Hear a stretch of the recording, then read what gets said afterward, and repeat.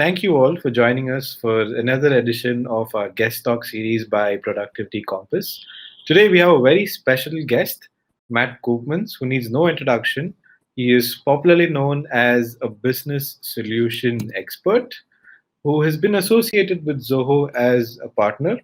He has over 25 years of experience with implementing business applications, and he firmly believes that it's not the software or the methodology that defines the success of a customer, but it's the simplicity with which it is being implemented. And it's the simplicity that the customers are able to use a particular software for long lasting success.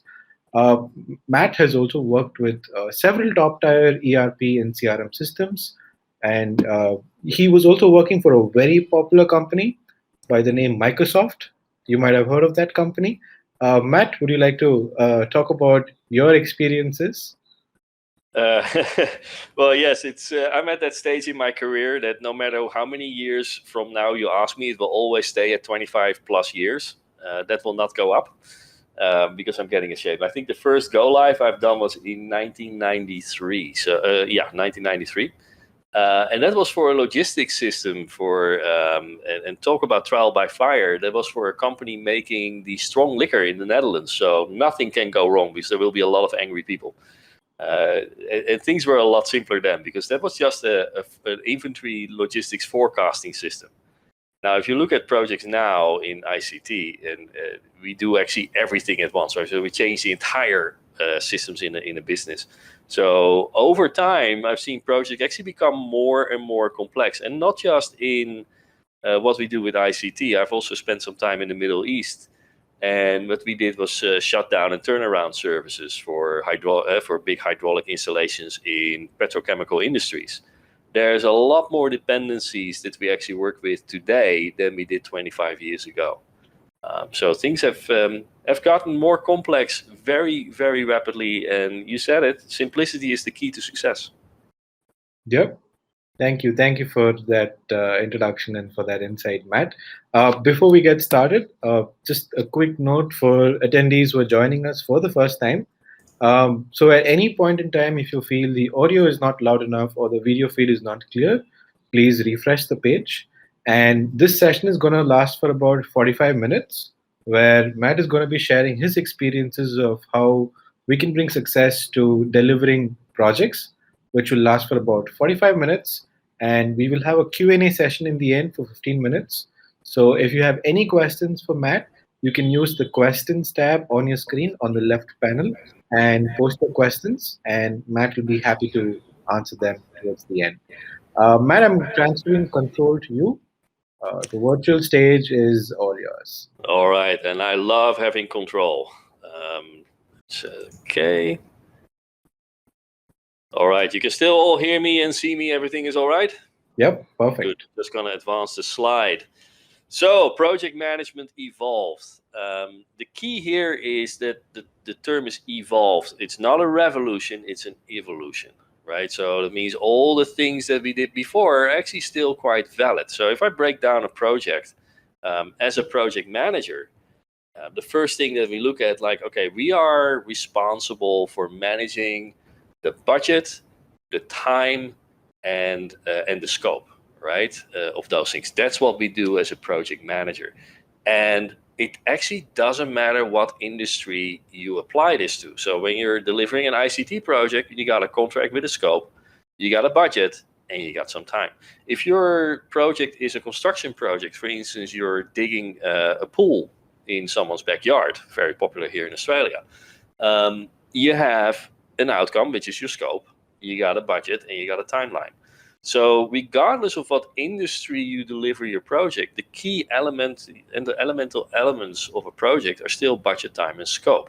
And that brings me also to a small question for you, and just to get a better insight in the audience, what type of projects does your organization deliver? Now, this is a multiple choice. A little bit out of order, but logistics projects. One example of a logistics project right now will be if you're involved in actually distributing the vaccines globally. That's a very heavy logistics project, right? It could also be internal for your business.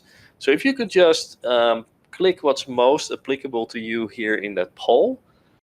Then I also try to give some examples on how certain things apply within the thing. So I see there's a good mix already.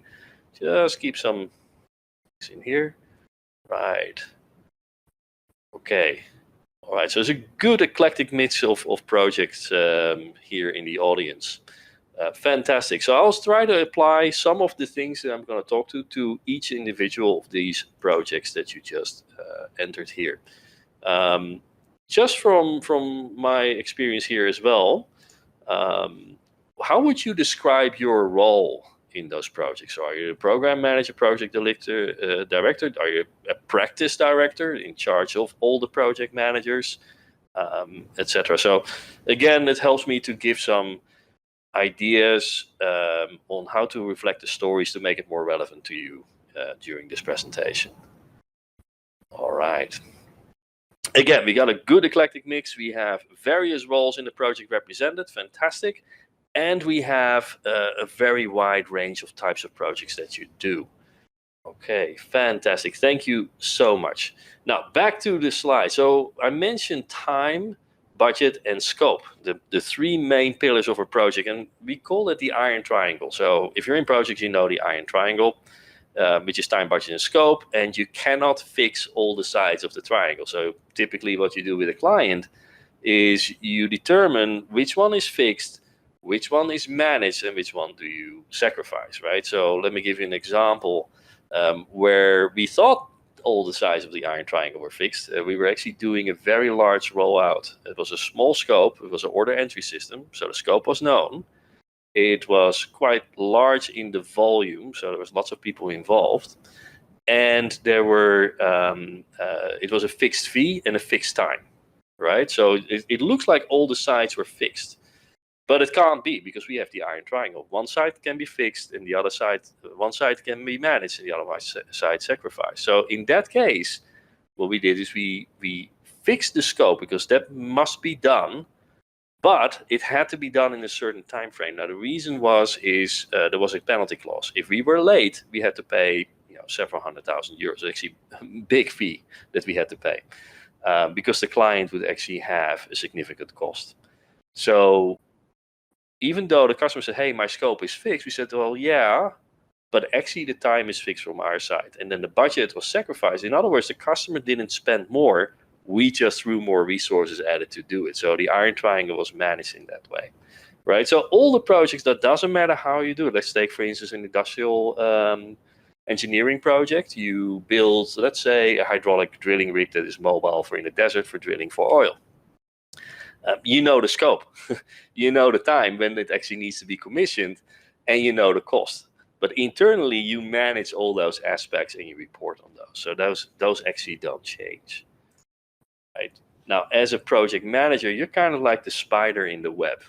All these things happen in the project, and what happens with the scope and with it actually doesn't stay the same, right? I mean, in the end, if you start a project, how often is it that everything at the end is exactly how you envisage it?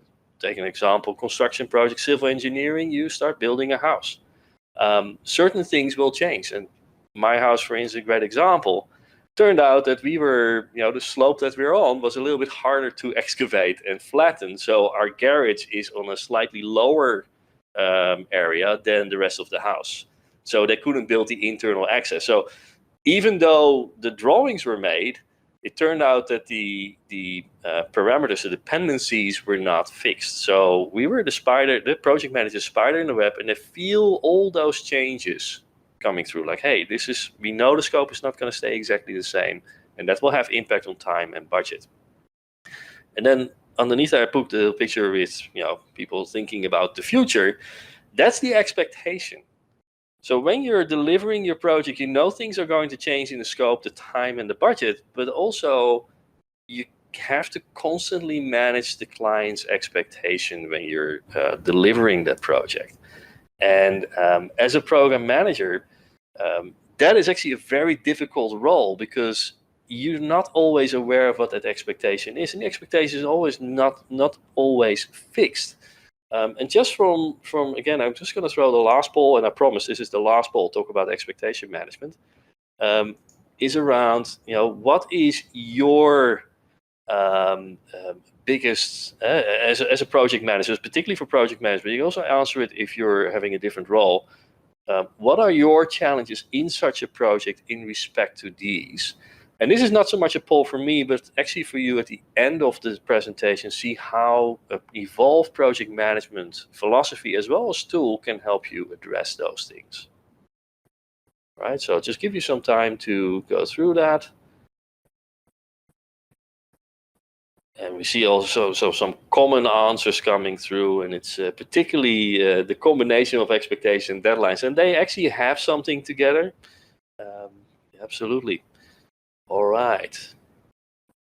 Okay, now I saw some really good challenges coming up, and as a project manager, we've all seen those challenges, and it's fantastic that we actually are on the same page, because it means we can solve it also in a similar manner. Now let's go to the next slide here. As a project manager, you're accountable for managing the expectations with all the stakeholders. You're looking at the scope, and some of the project plans have a few hundred line items. Some of the project plans have a few thousand. Some of them have tens of thousands of line items. It's a very large program. So you're juggling, and we say project managers have scars. That's because we're juggling with knives, right? Every time we drop one, it hits us somewhere and we get the scars. So multiple things come at us. Now look at this slide here. In some of the intersections, 12 intersections, there are dots.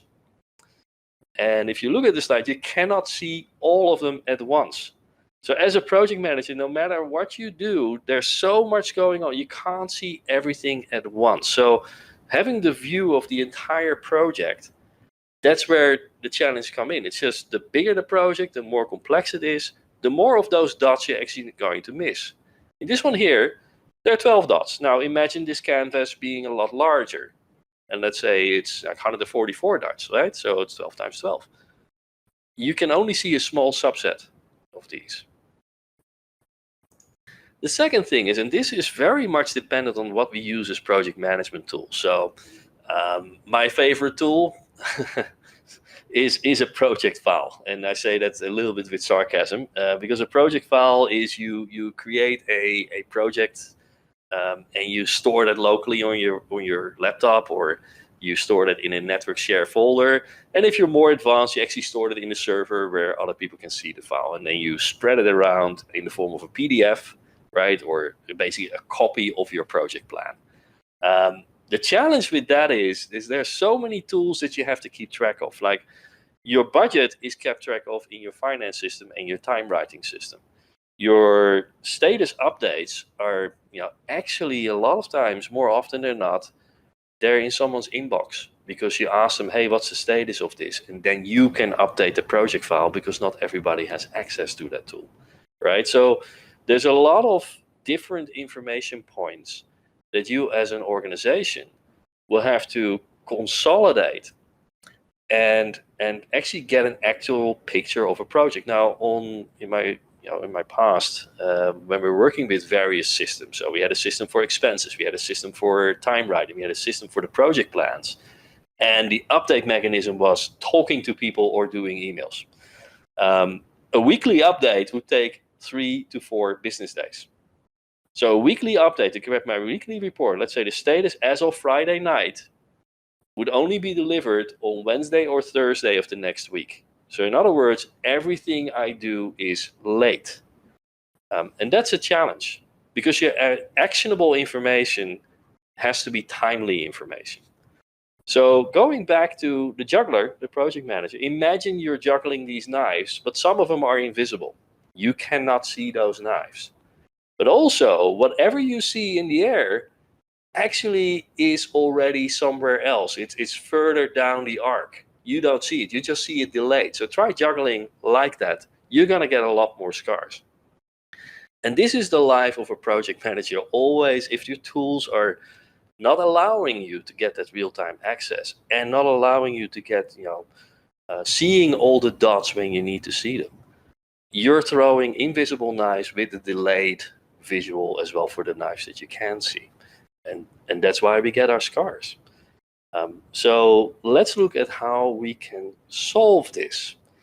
And what I said in the beginning, this is a project delivery evolved. It is not a revolution. So we're not talking about doing everything different than we did before, because the project management tools that we have, or let's say the methodologies, actually those things are great. They're actually quite well established. So for instance, if you're a PMI or Prince or a flavor of Agile, those methodologies are pretty well established, but they do take into account that you have timely information and that you can actually see the entire scope of the project no matter what complexity. So that's not it. It's not the methodology. So whatever you use, that's great. Keep using it. Not advocating for not using a methodology. But it's the speed in which we get the information in the completeness. So how do we solve this? Now, I'm going to use the PMI as the framework for this, right? So keep it very high level. No, we're not going through the entire PMBOK. I'm just going to break down the project in the start, the execution, so initiation, execution, and closure. Now, what you notice on this picture is in the start, we're all coiled up and ready to go, right? A big smile on the face, and you know what, this is fantastic. We get to do our work and exchange our know-how, our ability to deliver for value, for revenue. Now, if you look at running the project, the execution, if you look closely to how this person is running, there's not a lot of enthusiasm right now, right? If you look at how he's running, it's not going as fast as you'd like. You go like, wow, this actually, it looks like a lot tougher for the person to run that in the business suite, in the business suit. The same is with the project that you deliver, right? Things are actually pretty tough, right? If it was easy, anyone could have done it. They asked you because it's hard, right? So it is, sometimes it actually becomes a slugfest. It's just grinding through it, and you have the crunch times, etc. So that's the execution. And then finally you got the closure.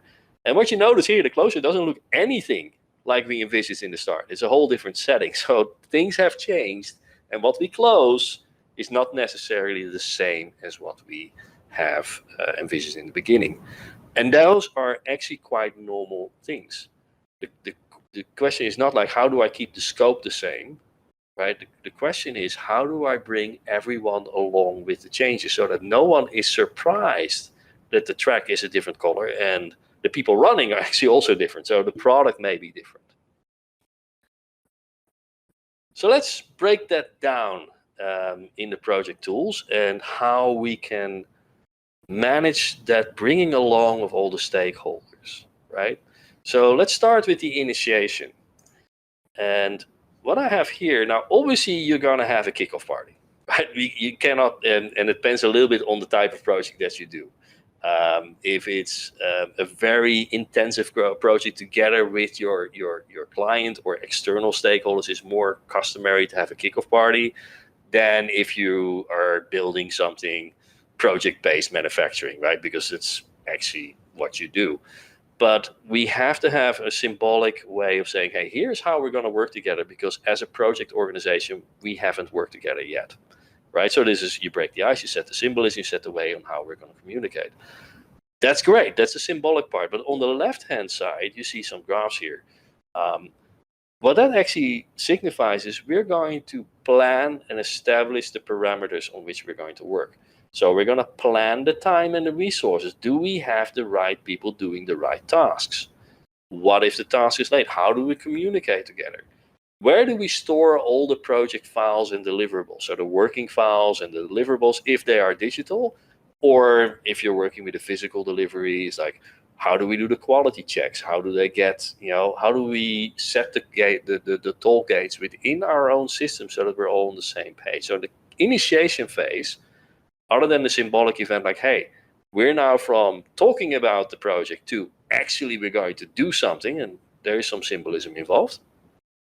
It's setting up the framework in how you're going to deliver that. Now, the evolved way of doing this is ensuring that everyone is able to access the systems they need to access, and able to communicate in the systems they need to communicate with. And that means not relying on external systems like an email. Email is an external system. A phone call is an external system. They may be necessary, obviously, to communicate, but if it has to do with the project, that communication needs to be linked in the project organization itself and said like, hey, here's where we store those changes. Here's where we store issues. And here's how we assign who is going to work on that. So the initiation phase sets up that framework. Now, once the initiation is done, then obviously we got to move into the execution of things. And this is where we say that things go wrong in the execution, but mostly you can relate it back to the initiation or the tools that you have. So let me give you an example. I was working on a very large project. Let's take the same example for the order entry system. We were supposed to go live within 4 weeks. However, we just got a note from the procurement department and the procurement department was from the client, that the server they ordered in order to host the database, now this was 20 years ago, so there was no cloud software, it was all self-hosted in the database. The server they ordered had 6 weeks delay in arrival. Now they said, well, we just didn't have it in time, we ordered it too late because you didn't notify us, and all we had to do was go back to all our plans and go like, no, here's where we notified you, this is what you said when it would be delivered, you just didn't order. Turned out it was laying there with the procurement department for approval. The problem with that is twofold, right? So number one is the problem was notified to us or in the project when it was already an issue. So you have a risk and you have an issue. This was a risk at first, like, hey, the server may not arrive in time. It became an issue because it was ordered too late. Now there's nothing else you can do with that anymore. Now, as a project manager, obviously, the second best thing is like, well, something went wrong, but we did everything right. It was not our fault. The best thing would have been like, if you could still influence that when you're in the program, right? So if you can still make that change, because ultimately you want to deliver things to your clients on time and get paid, close off the project and get the final funding. So in the project management evolved, and what you see here is some screenshots. This looks a bit like Facebook, right? People post a lot of things on Facebook, and it's the same as with Twitter and LinkedIn. It's amazing how our brain is actually capable of keeping up with multiple streams of these posts in various news sites, right? Because we're engaged. If you send this in an email, we actually lose track of all of it. But because this is not Facebook, this is actually the project management tool. So if you look here all the way on the left, you can see there's a dashboard, there's a feed, which is what we're looking at here. But there's also tasks and there are issues, etc. That's here on the left-hand side. So by integrating kind of like the social media feed, which we have been conditioned in the last 15 years to actually consume a lot of data and act on it because we're engaged, we move the time from being aware of an issue from the project management side a lot closer, because we can actually link those issues to tasks and we can link posts to issues, etc. So we're collaborating on those things, whether we're sitting in the same room like a project war room, or we're actually working from various locations. Now, the example that I mentioned before, we were working from The Hague, which is a city in the Netherlands. The server was supposed to be in Groningen, which is a city all the way up north in the Netherlands. Now, if you know the Netherlands compared to Australia, it is super small. It's The Hague to Groningen is about 300 kilometers, and it's on the other side of the country. And there were the procurement department was in the center of the Netherlands. So, we were not in the same location. Having a feed like this could have kept us engaged if we were engaged.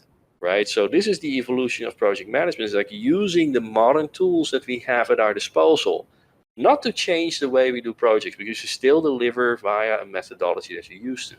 But we're communicating not in an unstructured way where your emails are not necessarily linked to an issue, where your emails are also kind of linked to an inbox, right? So if I send you an email, it is in your inbox. In order to get it from your inbox to someone else's, you need to forward that. With a feed, it is immediately visible to everyone that has a need to know or a need to act. That's how these things are filtered. So they're linked on a task, need to know, need to act. So it's actionable. And that is the engagement part. Now, you can go like, okay, that's great. I got my team engaged, but I have so many other people that are outside of my team that should also be engaged. So a modern project management tool takes into account that sometimes your clients or stakeholders may need to be able to interact with you as well. So look at like, what does it cost to have a client license in here? Sure, they can't do everything, but they can at least engage on feeds, tasks, and issues and update their progress on the tasks within the project. I believe in Zoho projects, you can have 5 client users per your user. So if you have 10 users, you can have 50 client users for free, right? So you might want to check that with your Zoho account manager. So that means that there's actually no extra cost involved in getting your client engaged. What is the benefit? Well, take for instance the example of the ordering of the server. If we had this tool, right, which would have been cloud-based, etc., and we made a dependency, the server needed to be ordered and the order confirmation needed to be in at a certain date. If that wasn't updated, we could have told the client like, hey, can you give us the actual status? Because I see here that there's a dependency and the Slack is going out of our project. If you order it after this date, that's going to be an issue. Still, the client needs to manage it. There's still no guarantee it will be on time, but we've done the proactive thing and say, this could be an issue if you don't manage that. So that's the engagement part. The second part is the accountability. Now, again, these are just some screenshots showing, budgets like, hey, you're estimated 5 hours for the task, you took 10 hours, right? So estimation elements. Also, all overview of the project, how am I tracking, or your program portfolio. What's the key message here is you're holding people to account. And accountability can only work if you have actual up-to-date, real-time information. Again, take into the example of the person sitting behind the desk with buried behind the paperwork. It's very difficult to hold someone to account, like you're late with your task. If they say, well, I updated my task status on Friday, it's now Thursday, and it's still not updated in the system. So actually, I'm already here. Now, that doesn't mean that they're on time. It just means that you got 2 different statuses, one in the system, one that the person says, and none of these are updated in your project plan. So you actually don't have a view on what's my actual critical path, where is the slack, because the critical path tends to change within the project. So critical path is the one with the least amount of slack within your plan. So going to my example before of that server being late, that server was not on the critical path at all. It was actually the integration points, right? We delivered those integration points on time with very little slack. The server would have had 2 weeks of slack. The problem was those 2 weeks of slack were gone and it became minus 2 weeks, right? Because it would arrive in 6 weeks and we only had 4 weeks to go.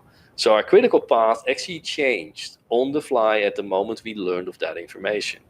So by keeping people to account on the task is not so much on like, hey, you said you take 5 hours, you took 6 hours. Shame on you. That's great, fantastic. You can look at that like, why is that training? Is that estimation problem? Were there issues? Are these issues looked? That's fine. That's navel staring, and we should do that. Postmortems are important. But what you can do when you have actionable information that is real time and live is you can influence that information, saying, okay, I know now that the server is going to be late. We know it on time. It's going to be not, so we don't find out 4 weeks before the close of the project is going to be 6 weeks late. We know 6 weeks before the project that it's going to be late. We can minimize the impact by moving other tasks forward and put the server build as late as possible. Which probably still be late. You can't solve every problem to perfection, but you can minimize the impact. And hopefully the impact is within your slack time, right? And that can only be done if you know exactly when things go wrong. So you act at the moment that you have the information. Great logistics operations in the army. right? You're executing an operation. You need to be able to make calls when you're on the ground. So you get the mission, you get what needs to be achieved. Things change on the ground. If you have to call head office and head office has to debate what to do and then come back, your team may be wiped out, right? You may have lost the battle. So having actionable information, not only at the project manager's level, but also at the execution level. So for those of you who are actually doing the task, you notice that something is not going the right way, but you can actually have an overview of your tasks here. Like, hey, if I can't do this, but I can bring something else forward, still you gotta inform people. But you have the overview and the know-how and the expertise to make those changes or suggestions, depending on what type of projects you run. Again, it gives empowerment because you can't be held accountable if you don't have responsibility to make the changes, right? So accountability is very important. Those are the two main elements of the whole thing. It's accountability and engagement. You cannot be engaged if you're not accountable, right? I mean, that's just posting stuff without repercussions. But you cannot be held accountable if you're not being held engaged. So if you don't know and no one informs you, it's very difficult to be accountable. So with a project management tool that's evolved, right? You involve the people with engagement, but also use that engagement towards their accountability, if that makes sense. Now, finally, the closure. And again, it's a completely different product. But if we did the engagement correctly and we managed the expectation of the client correctly, that change was a gradual change and not something like, oh, let's go back to the contract. This doesn't look right. We got all the documentation. So what we do in the closure, again, for ICT projects that last for about a year, there's a party, right? There's a closure party. Fantastic. If you've done it well, it's a genuine party. If the project did not go as well, it's a party that everybody's happy to see you go. Obviously, you want to make sure it's the former, right? We actually delivered something that we're all proud of. Now, that's fantastic. If it's an industrial construction, let's say you're commissioning a industrial delivery, right? Let's say it's a new factory or a new system within a factory, or you've just done a shutdown and turnaround service. You celebrate that by commissioning it, go live, make it especially when it's shutdown turnaround. It is kind of an event when you start up all the machinery again, because they don't go down that often, right? Especially in the oil and gas industry, those things run 24/7. The cost of not running is too high, right? So when you do a shutdown and turnaround, there is a symbolic event of switching it on, and make that symbolic. Why not celebrate it? You did a good job. Now, remember that in the beginning, the initiation of the project, we said like, well, we're going to store things over here and this is how we're going to communicate, but here's where the deliverables are going to be. If you manage that as a project manager and keep the team accountable for following that, what you see is that all the files, the client deliverables, if they are digital or if they're printed, you can print them, etc., are in one spot. And again, for industrial equipment, you can put your certification of compliance in there, or your test certificates, right? So it could be that digital component of the project. If they're all in the same location, as a program manager, you don't have to go around like, oh, this is last version, this is this. You pack it up, zip it up, and send it, right? Or you can even say to the client, hey, it's over here. You have access. You can download them. However you interact with your client. Why is that important? Is the project is not just the actual physical delivery of what you've done, it's everything around it. If it's a house that you're building, then obviously there's certificates of compliance, but also the plans. There's the change orders that are in there. There's that manual for the alarm system within there, the air conditioning, and all the things that belong with that, right? That's got to be packed up as well. So you don't want to be called after 6 months like, hey, the air conditioning is no longer working, but I don't have the installation manuals or the technical manuals for that. So backing that up, it's going to save you a lot of time later on as well. When the project is closed, it's actually really closed. As a client, it's obviously very much an image of professionality. Like, hey, I got everything at once. Look at this. They really take care of everything, not just the physical product that I'm really happy with, but also the other things. So that's on the deliverable side, right? The second thing is we're going to hold the team now accountable to the work they've done. So we look at the budgets. Have they delivered as they said they would deliver? Now, in a good project, those that execute are also those that estimate, right? So those that execute are the ones that estimate. If you estimate, let's say this is going to take 10 man days to fix something, to make this, right? And it's taking 15 man days, well, that's 50% more. That eats into your margin.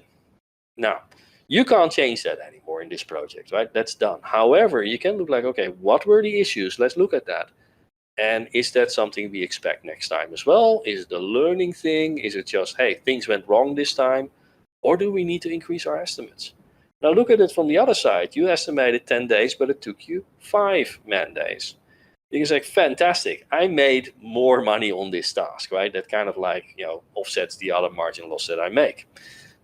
Yes, you can look at it that way. The other way you can look at it is it's a very competitive environment, and we want to be able to compete where we have to. So lowering our estimate because we know the reality is lower makes us more competitive.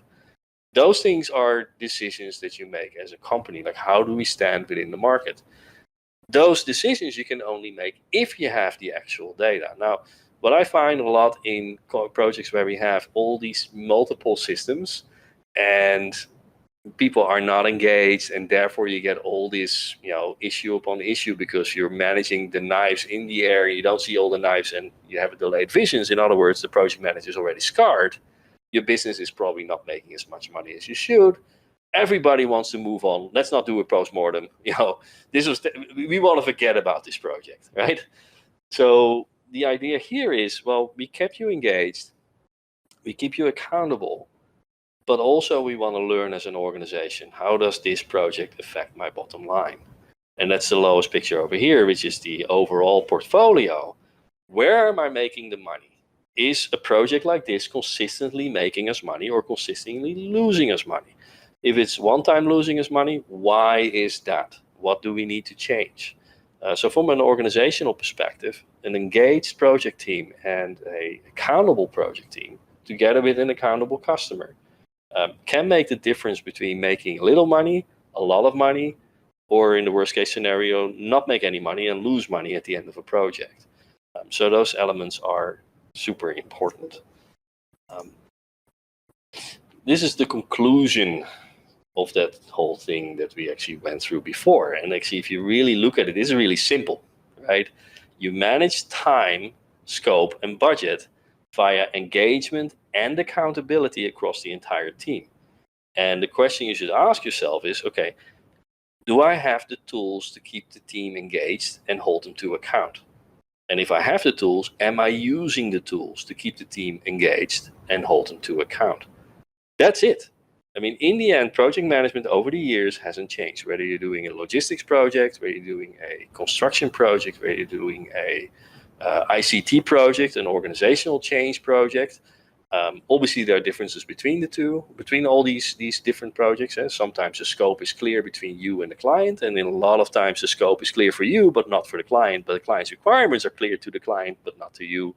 So engagement is even more important. You narrow that gap during the project. Now, having a tool that allows you to engage and hold to account across the entire team will give your project manager a much better experience in actionable information to keep the project scope, time, and budget within the expectations of the client. That concludes my set here.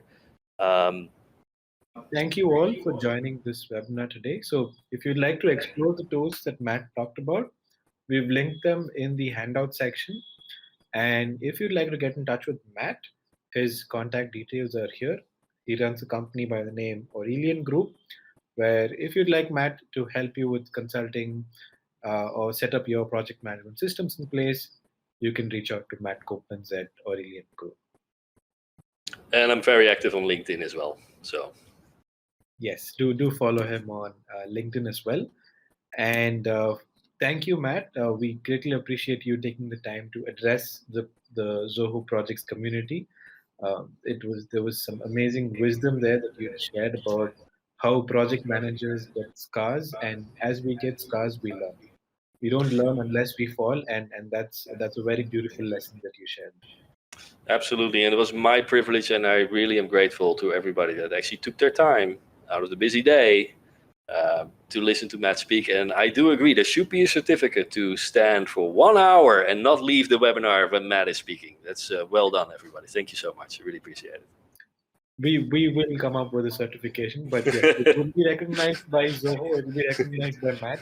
But I heard Matt for an hour, and all I got was this T-shirt. all right, thank you so much, Matt. We appreciate you joining us today, and thank you all of us for joining. And if you'd like to know more about our other updates and other guest talks, you can follow us at Zoho Projects. We're also active on Twitter, LinkedIn, and at the end of the webinar, you'll get a small survey which will help us understand better in terms of what kind of content you'd like to engage with.